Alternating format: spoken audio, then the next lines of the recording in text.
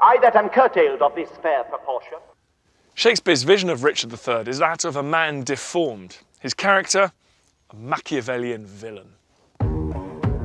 15th century England was a country torn apart by a bitter civil war. The battle for the English throne raged between Richard's House of York and the House of Lancaster. It was known as the War of the Roses, and the final climactic battle for the crown took place at Bosworth Field in Leicestershire. Having been king for only 2 years, Richard met his end at the hands of exiled Henry Tudor and became the last king of England to be killed in battle. But now, more than 500 years later, Richard III might well be back.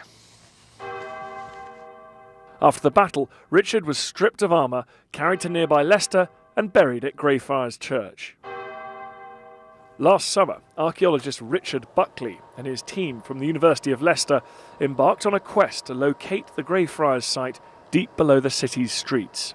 The first reliable map of the borough is the 1741 map by Roberts, and so that very clearly shows the location of the Greyfriars precinct.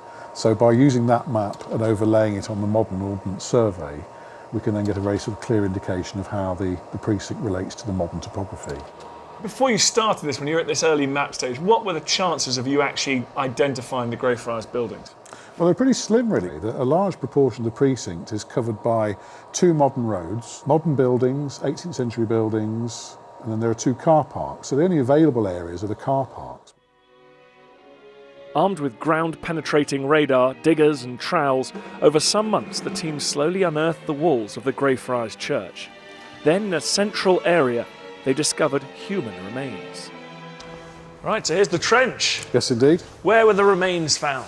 Well, they were down in that area where the brick foundations are. And so the yellow pin that you can see in the ground there marks the sort of position of where the feet would be. What is your gut telling you? Do you think these remains are those of Richard III? Historical accounts suggest that Richard III was buried in the choir of the church. And so it looked like we were on the right sort of trail. We've got, of course, the evidence of trauma to the burial. We've got evidence of scoliosis. So yes, lo and behold, there were certain characteristics that this burial had that led us to think that it might be the one we were looking for. The remains are being kept in a sealed laboratory at the University of Leicester to help preserve them during tests. This will be the first time that carbon dating and DNA testing will have been used to determine the identity of a King of England.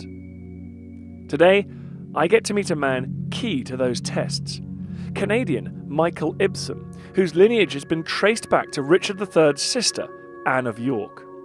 If his DNA sample matches the remains, it will confirm the body is that of the dead king. What will it be like for you if they announce that those remains are in fact Richard III? It's something that is profoundly moving in a way, to think you have a tangible link with somebody of the stature of Richard III. What's it like standing here, very near the battlefield where your great uncle was killed and lost his crown? Shivers up the back of the spine sort of thing, to think that 500 years ago Richard lost his life here, and there's a small part of me and my siblings that was in common with him. You can't pass on this DNA, but your sister can. My sister can, but she has no children, so that's the end of our particular line. Well, thank goodness we managed to get to your family before it's too late. Indeed. In the final moments of Shakespeare's play, he has Richard exclaim, "I have set my life upon a cast, and I will stand the hazard of the die." Well, luck's played its part so far. Will it be Richard or not?